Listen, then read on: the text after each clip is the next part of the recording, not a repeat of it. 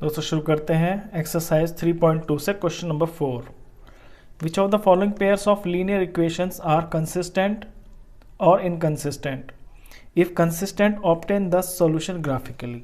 आपको आगे इक्वेशंस दी हुई हैं, इनमें से पूछता है कि कौन से पेयर जो हैं आपके कंसिस्टेंट हैं और कौन से इनकंसिस्टेंट हैं, और जो कंसिस्टेंट है फिर उन्हें आपको ग्राफिकली सॉल्व करके उनका सॉल्यूशन निकालना है। तो चलिए शुरू करते हैं। फर्स्ट इक्वेशन है आपकी x plus y 2x plus 2y is equal to 10। अब इसमें कंडीशन लगानी है वही आपकी a1 a2 वाली। सबसे पहले तो इसे स्टैंडर्ड फॉर्म में लिख लेते हैं। -5 is equal to 0। X plus y -5 0 लिख लिया मैंने। यहाँ 2x plus 2y minus 10 is equal to 0 हो गया। अब मैं देखता हूँ इसका a1 a2, ये मेरी फर्स्ट इक्वेशन है, तो ये सारे a1 a2 a3 a1 b1 c1 हो गया। ये सेकंड इक्वेशन है, तो इसमें से a2 b2 और c2 निकलेंगे। तो a1 और a2 क्या हो जाएगा, यहाँ पे इसका कोफिशिएंट 1 है और इसका कोफिशिएंट है आपका 2, तो 1/2 हो गया। b1 b2, इसमें b1 ये आपका 1 हो जाएगा, y का कोफिशिएंट, यहाँ y का कोफिशिएंट आपका 2, तो ये 1/2 हो गया। यहाँ पे c1 बाय c2 लेंगे, तो c1 है इसमें आपका -5 और c2 है -10। सॉल्व होके ये भी आपका 1/2 आ गया। तो तीनों आपस में बराबर हो गए। जब ऐसा होता है, जब इस तरह से होता है a1/a2 is equal to b1/b2 और c1/c2, तो ये आपका इन्फिनिट सॉल्यूशंस होता है, यानी कि बहुत सारे सॉल्यूशंस होते हैं, और जिस इक्वेशन का सॉल्यूशन होता है वो आपका कंसिस्टेंट होता है। तो सबसे पहले तो यही पता चल गया कि ये आपकी इक्वेशंस दोनों कंसिस्टेंट हैं। अब कंसिस्टेंट है तो आपको इनका ग्राफ बनाना है, सॉल्व करना है।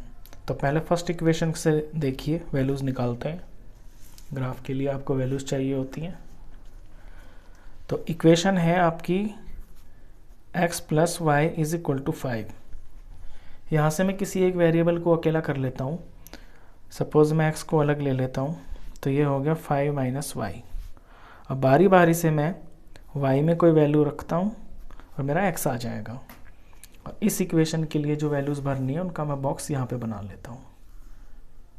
जो x y आएंगे वो इसमें भरने हैं। तो अगर मैं y की जगह पे यहाँ पे पहले 1 ले लेता हूँ इस इक्वेशन में, तो x कितना आ जाएगा, 5 माइनस 1 यानी कि 4। तो y1 लेने से मेरा x 4 आ गया। अब कुछ और लेता हूँ। अब की बार मैं ले लेता हूँ आपका 2, तो y की जगह मैं 2 ले लेता हूँ, तो 5 माइनस y की जगह 2 भरेंगे, तो ये आपका 3 आ गया। तो 3 आ गया। अच्छा, अब सेकंड इक्वेशन को देखिए। सेकंड इक्वेशन में आपको एक चीज़ दिखाई दे रही होगी इसमें कि 2 कॉमन आ रहा है दोनों इक्वेशन में। तो 2 को कॉमन लेके ना इसे छोटी बनाया जा सकता है। इक्वेशन 2 है 2x plus 2y is equal to 10। दोनों तरफ से 2 से इसे डिवाइड कर दें, तो ये x plus y is equal to 5 बन जाएगा। और देखिए x plus y 5, x plus y 5, दोनों इक्वेशन बिल्कुल सेम टू सेम है। तो आपको इसकी ये वैल्यूज़ निकालने की ज़रूरत भी नहीं है। इसकी भी आप यही वैल्यूज़ भरेंगे, यही इक्वेशन आएगी, यही पॉइंट्स आएंगे। तो मैं डायरेक्ट ही लिख लेता हूँ।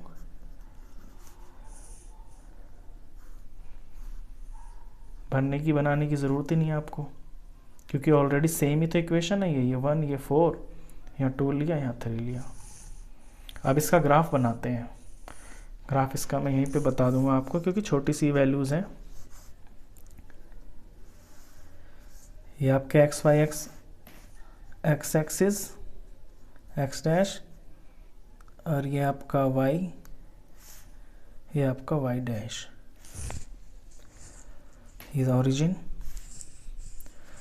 पहली इक्वेशन के लिए x पे 4 और y पे 1, तो पहले तो इक्वल डिस्टेंस पे आप अपने ग्राफ की कॉपी में उसमें तो ऑलरेडी बने हुए होते हैं बॉक्सेस, तो वहीं पे मार्क करके आप ये अपने काउंटिंग्स लिख लेते हैं। अगर आप ग्राफ कॉपी नहीं भी अवेलेबल होती है तो स्केल से सेंटीमीटर से इक्वल डिस्टेंस बना लेते हैं, उससे भी आपका ग्राफ बन जाता है।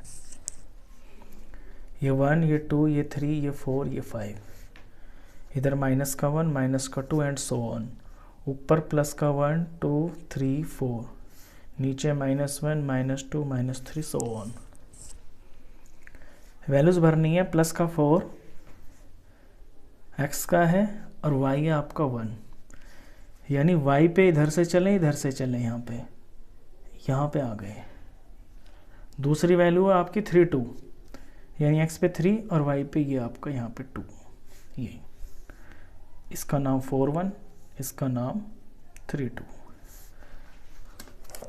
2 पॉइंट्स मिल गए,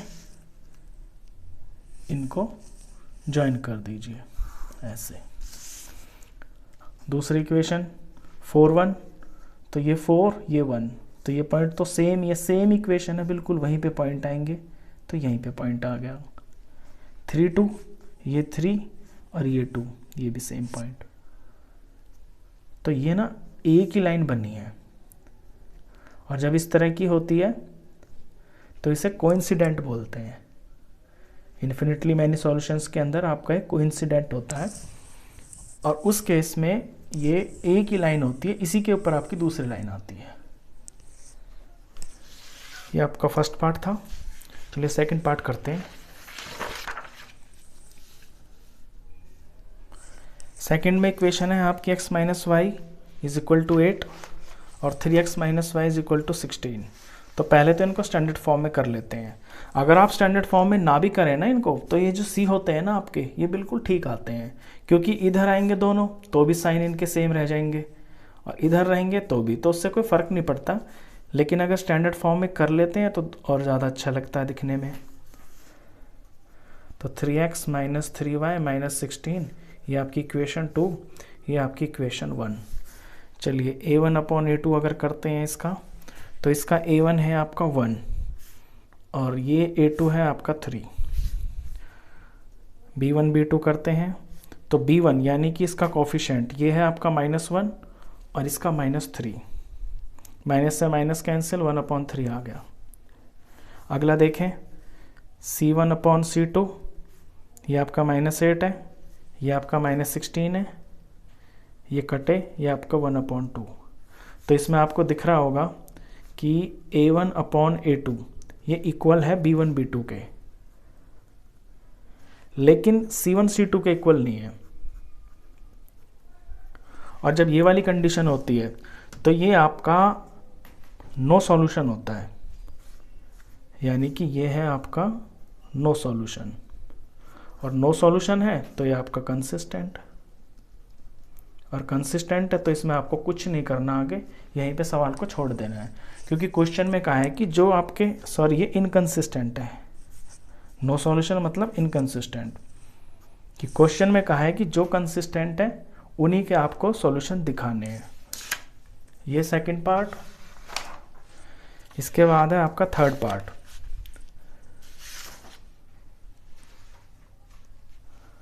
थर्ड पार्ट में इक्वेशंस हैं 2x + y - 6, 4x - 2y - 4। ये तो ऑलरेडी स्टैंडर्ड फॉर्म में ही है। चलिए इनका a1/a2 करते हैं, तो ये आया 2 और यहाँ से a2 है आपका 4, सॉल्व किया 1/2 आ गया। b1/b2 करते हैं, इसका कोफिशिएंट है आपका 1 और इसका कोफिशिएंट है -2, तो ये आपका -1/2 आ गया। तो ये तो यहीं पे पता चल गया कि बराबर नहीं है, तो सी वाले को करने की ज़रूरत ही नहीं है। तो हम यहीं लिख सकते हैं कि क्योंकि a1/a2 not equal to b1/b2, तो इस केस में क्या होता है, इस केस में आपका होता है 1 सॉल्यूशन। ये 1 सॉल्यूशन है, यानी कि ये कंसिस्टेंट है। अब कंसिस्टेंट है तो इसका आपको सॉल्यूशन निकाल के दिखाना है। अब सॉल्यूशन के लिए बनेगा आपका ग्राफ।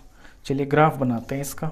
सबसे पहले तो इक्वेशन देखिए, ये 2x plus y minus 6 is equal to 0 है। मैं यहाँ से y को अकेला कर लेता हूँ, तो ये -6 मेरा इधर प्लस चला जाएगा और 2x इधर जाके मेरा -2x हो जाएगा। तो यहाँ से अब मुझे वैल्यूज़ x की रखनी है और y की ऑटोमेटिक आती जाएंगी इस इक्वेशन में से, और इन वैल्यूज़ का बॉक्स मैं यहाँ पे बना लेता हूँ। ये मेरा x, ये मेरा y। अब देखिए मैं x की जगह पे पहले अगर 1 भरता हूँ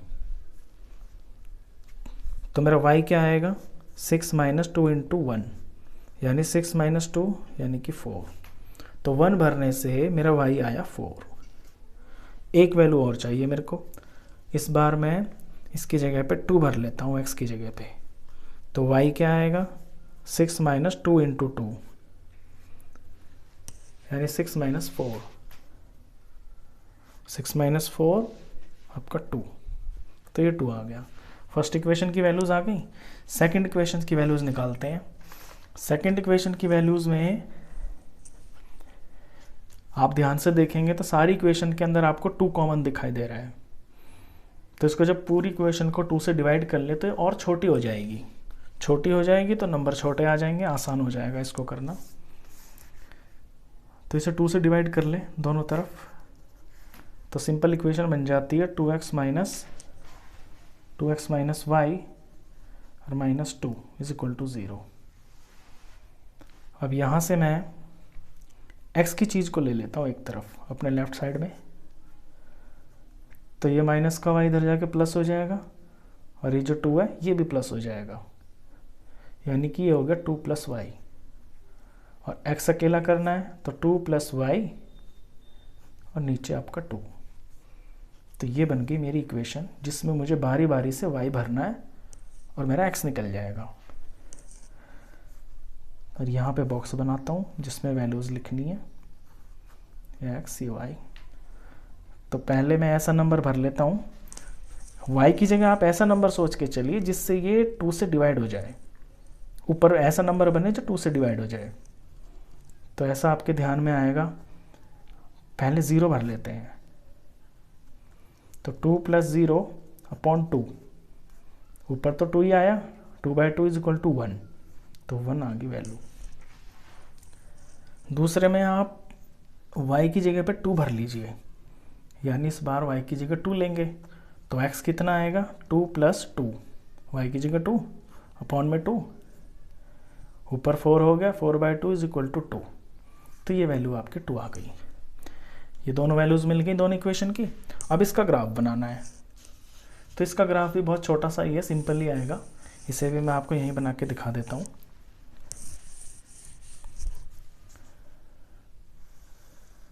ये आपको इस तरह से एक्सिस ले लिए, ये मैं तो रफली कर रहा हूँ, लेकिन जब आप करेंगे तो स्केल से नाप के करेंगे। और अगर ग्राफ कॉपी होगी तो फिर तो किसी चीज़ की आपको ज़रूरत ही नहीं पड़ेगी। ये x डैश, ये y डैश, ऑरिजिन 1 2 3 4 5,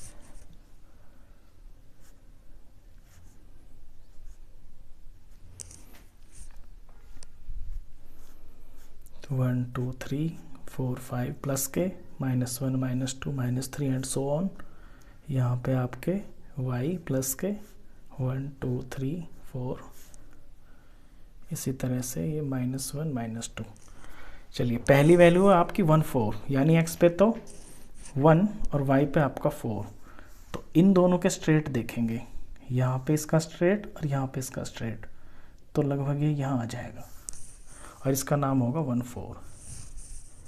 दूसरी है आपका 2 2, तो यहाँ 2 के सामने और ये ऐसे 2 के सामने, ये आ गया, ये वैल्यू आ गई आपकी 2 2। तो एक इक्वेशन की वैल्यू पुटिंग हो गई। आप लाइन ज्वाइन कर दीजिए इस तरह से।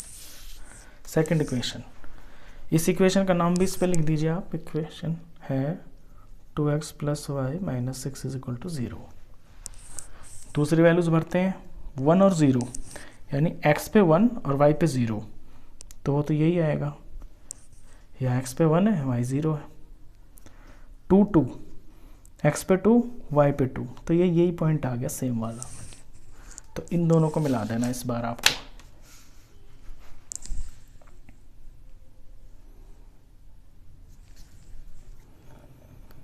ये मिला दिया, इक्वेशन बन गई। ये लाइन पे आप नाम लिख दीजिए इस इक्वेशन का, 2x minus Y minus 2।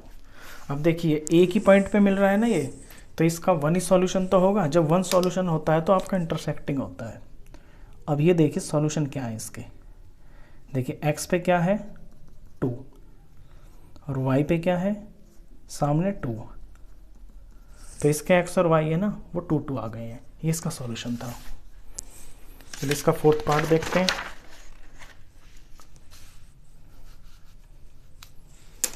Fourth में 2 इक्वेशन दी हुई हैं और सबसे पहले तो हम अपनी कंडीशन लगा के देखेंगे। तो a1 a2 यानी कि यहाँ से 2 यहाँ से 4 कट के 1/2 आ गया। फिर b1 b2 यानी यहाँ से माइनस का 2 और यहाँ से माइनस का 4, तो ये 1/2 आ गया।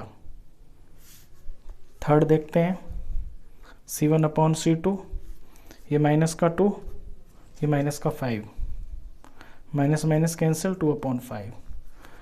अब क्योंकि यहाँ पे दिख रहा है कि a1/a2 बराबर है आपका b1/b2, लेकिन ये c1c2 के बराबर नहीं है। और जब ऐसा होता है ना तो आपकी ये थर्ड वाली कंडीशन यानी कि नो सॉल्यूशन होता है। और नो सॉल्यूशन मतलब इनकंसिस्टेंट,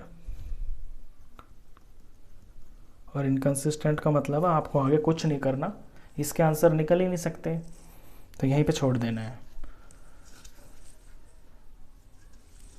चलिए ये आपका था फोर्थ क्वेश्चन। इसके बाद करते हैं आपका क्वेश्चन नंबर 5।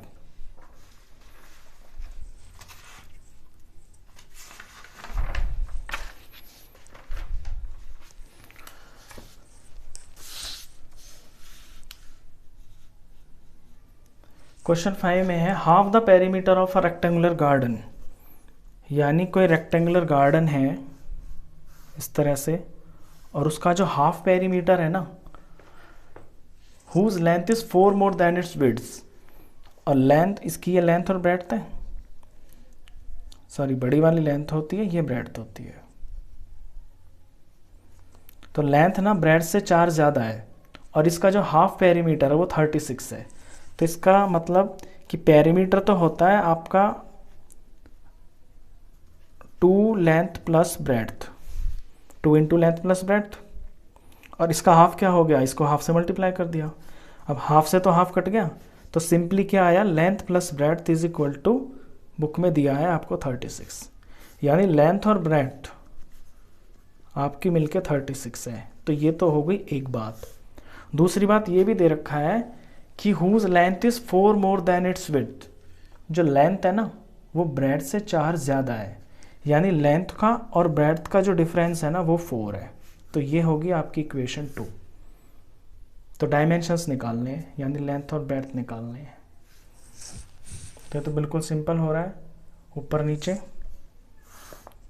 एलिमिनेशन मेथड से कर दीजिए आप इसको। इसमें तो सब्ट्रैक्ट करने की भी ज़रूरत नहीं पड़ रही, बी ऐसे डायरेक्ट एलिमिनेट हो रहा है। प्लस का भी माइनस का भी कट गए, twice of length is equal to आपका 40 आ गया। तो लेंथ कितनी हो जाएगी 40/2 यानी कि 20।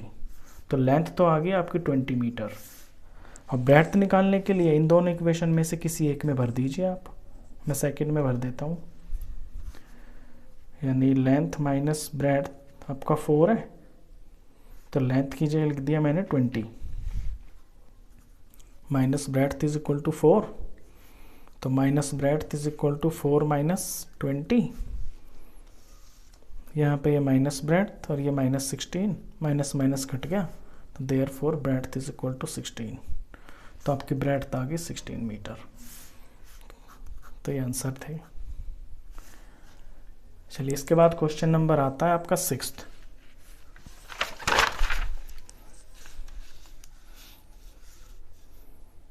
क्वेश्चन में बोलता है गिवन द लीनियर इक्वेशन, आपको एक लीनियर इक्वेशन दे रखी है, right another linear equation in 2 variables, एक दूसरी इक्वेशन लिखनी है आपको इसी तरह से 2 वेरिएबल की, such that the geometrical representation of the pair so formed is, ताकि उनका जो ज्योमेट्रिकल हो ना रिप्रेजेंटेशन यानी जो ग्राफ बने वो या तो इंटरसेक्टिंग हो, ये वाला फर्स्ट पार्ट में इंटरसेक्टिंग बोला है, सेकंड में पैरेलल बोला है, थर्ड में कोइंसिडेंटल। अब यूज इसमें वही चीज़ हो रही है जो मैंने आपको अपने वीडियो के फर्स्ट पार्ट में बताई थी 3.2 के, कि इंटरसेक्टिंग कहाँ होता है, कोइंसिडेंट कहाँ होता है, पैरेलल कहाँ होता है, उनकी ये 3 कंडीशंस होती हैं, तो बेसिकली उनका ही यूज़ करना है। तो इंटरसेक्टिंग लाइन के लिए जो आपकी कंडीशन होती है ना, वो होती है a1/a2 not is equal to b1/b2। आप कोई ऐसी इक्वेशन लिख दीजिए जिसके इससे मिलके जो a1 और a2 आप नई इक्वेशन लिखेंगे वो आपस में बराबर ना हो, बस इतना ही है और कुछ नहीं है। तो अपनी तरफ से कोई भी इक्वेशन लिख सकते हैं आप। मैं लिख देता हूँ 4x + 5y + 7 = 0। अब देखें आप a1/a2 करेंगे तो 1/2 आएगा और b1 b2 करेंगे तो 3/5 आएगा, तो बराबर तो नहीं आएगा ना, तो ये कंडीशन पूरी हो जाती है। तो यही लिखना है बस आपको इसमें। ऐसी पैरेलल लाइन कब आती है? पैरेलल लाइन की कंडीशन होती है आपकी जब a1/a2 b1/b2 बराबर ना हो c1/c2। तो कोई ऐसी इक्वेशन लिख देंगे जिसके a1 a2 b1 b2 तो बराबर हो, लेकिन ये तीसरी चीज़ बराबर ना हो। तो देखिए यहाँ पे 2x है, मैं इसका डबल कर देता हूँ, 4x लिख दिया मैंने, प्लस का 3 है, प्लस का डबल कर दिया, इसका 6y कर दिया, यहाँ माइनस का 18 है, तो कुछ उल्टा सा नंबर लिख दूंगा ताकि ये बराबर ना बैठे, ये 5 लिख दिया = 0। तो 2/4 की रेशियो 3/6 की रेशियो तो बराबर बैठ जाएगी, लेकिन -8/5 की नहीं बैठेगी। तो इसका ये आंसर हो गया।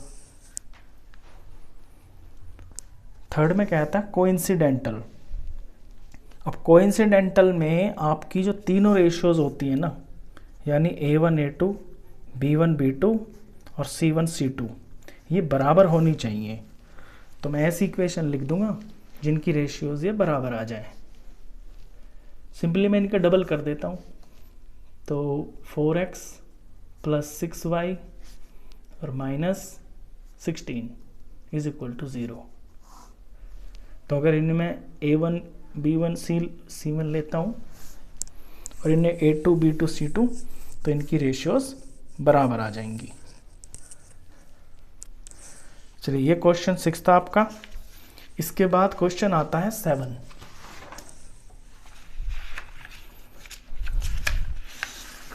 सेवंथ क्वेश्चन में आपको ग्राफ ही बनाना है। जिस तरह से आपने 4th क्वेश्चन में ग्राफ बनाया है, सेम टू सेम उसी तरह से बनाना है, कुछ भी नया नहीं है। एक बार क्वेश्चन पढ़ते हैं।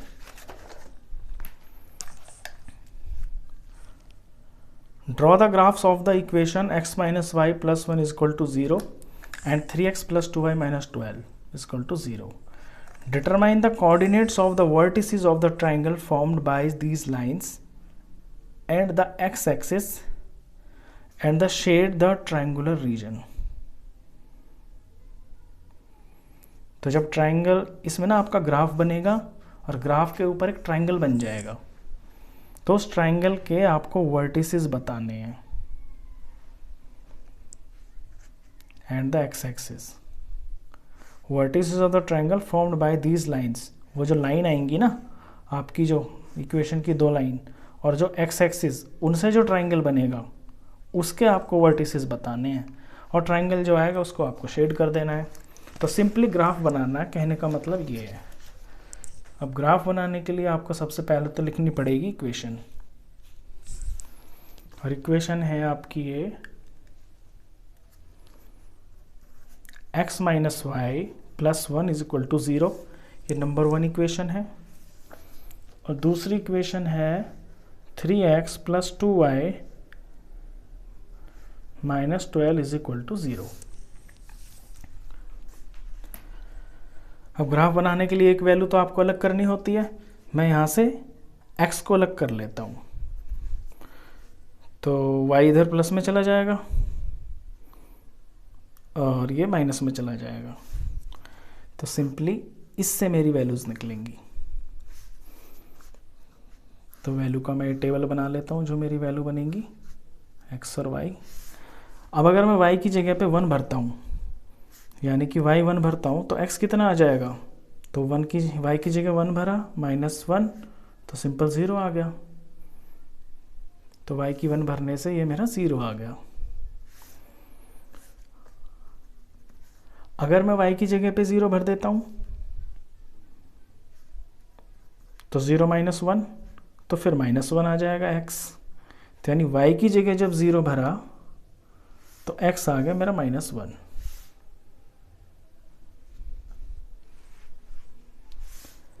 सेकंड इक्वेशन को देखते हैं। यहाँ से मैं 2y को लेफ्ट साइड में ले लेता हूँ, क्योंकि बाद में जाके ये डिवाइड में होगा और 2 से जो ना चीज़ें आसानी से डिवाइड हो जाती हैं। तो 2y यहाँ ले लिया, तो ये 12 तो इधर जाके प्लस हो जाएगा, 3x इधर जाके माइनस हो जाएगा। अगले स्टेप में y अकेला करना है, तो 12 - 3x अपॉन 2। अब ये मेरी इक्वेशन बन गई। इसमें मुझे वैल्यूज़ पुट करनी है। वैल्यूज़ पुट कर करके मुझे अपने इस बॉक्स में 2 वैल्यूज़ भरनी है। तो पहले मैं x की जगह ऐसा नंबर लेता हूँ।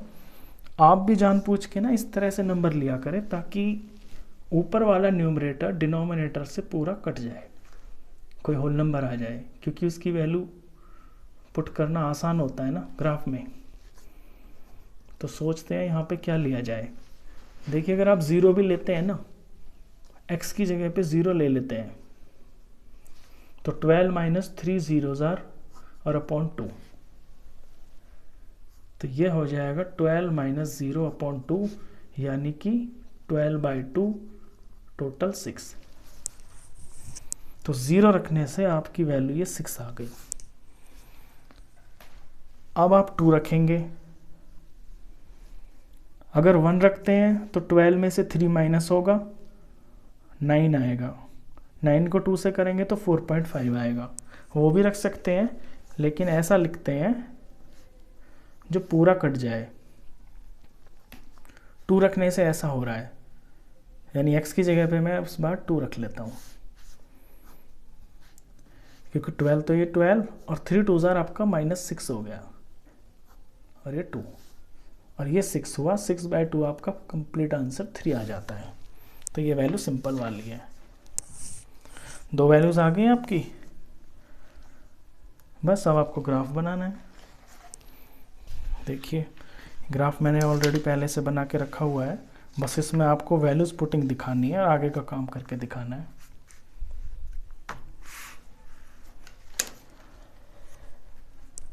ये आपका x एक्सिस, ये y एक्सिस। पहली इक्वेशन के हैं 0 और 1, तो ये 0 और y का 1, x का 0 y का 1, ये आपका पॉइंट आ गया। इसका नाम रखेंगे 0 1। दूसरा पॉइंट है -1 0, यानी x का -1 और y का 0। तो दूसरा पॉइंट ये है आपका, ये मैंने डार्क कर दिया। इसका नाम होगा -1 0। 2 पॉइंट आ गए। चलिए लाइन खींच देते हैं।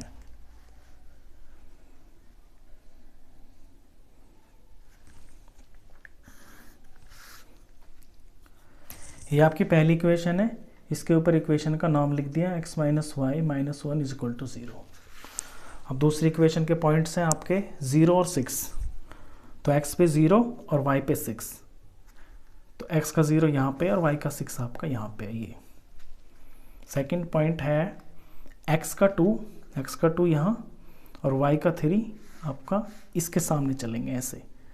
ये ऐसे सामने चलेगा और ये ऐसे सामने चलेगा, तो ये आपका यहाँ पे टक जाएगा आके। तो ये 2 पॉइंट आ गए। इनको मिला देते हैं। इनका नाम लिख लेता हूँ मैं। ये 0 6 है, ये आपका 2 3 है। बिल्कुल इनके ऊपर से होती हुई लाइन जानी चाहिए। ग्राफ में आपके जो सफाई होती है, जो नीटनेस होती है, क्लीनलीनेस, उसी के मार्क्स होते हैं। अब देखिए आप, ट्रायंगल दिख रहा है आपको इसमें, ये ट्रायंगल ही तो है। एक्स एक्सिस तो ये हो गई आपकी और इक्वेशन की लाइंस ये हो गई। तो पहले तो इसको शेड कर देते हैं। इस ट्रायंगल को आपको ऐसे शेड कर देना है। शेड करने के बाद इस ट्रायंगल की जो वर्टिसेस हैं उनके आपको नाम लिखने हैं। देखिए ये जो सबसे पहले जो ऊपर आपका वर्टेक्स है, ये x पे कितना है 2 और y पे कितना है 3, तो इस वर्टेक्स का नाम हो गया 2 3। इसके बाद इधर देखिए इस वाले वर्टेक्स पे, ये x पे कितना है 4 और y पे कितना है, y पे तो ना ये ऊपर जा रहा ना नीचे जा रहा, तो y तो यहाँ पे 0 है ना, y 0। इधर वाला वर्टेक्स ये x पे -1 है और y पे कितना है, y पे ऊपर नीचे कहीं नहीं जा रहा, ये 0 है। ये इसके वर्टेक्स हो गए। आप जब अपना आंसर करेंगे ग्राफ से अलग कॉपी में, तो इस तरफ ऐसे आंसर भी लिख देना, ऐसे vertices coordinates of vertices are, इस तरह से। पहला है आपका 2 3, एक 2 3 है, एक -1 0 है और एक 4 0 है। तो ये आपके 4 क्वेश्चंस थे जो मैंने अभी करवाए। आई होप आपको ये चारों के चारों अच्छे से समझ में आ गए होंगे। वीडियो अगर अच्छा लगा हो तो प्लीज़ इसे लाइक कर देना और 10th क्लास का कंप्लीट मैथ्स पढ़ने के लिए आप इस चैनल को भी सब्सक्राइब कर देना। Thank you.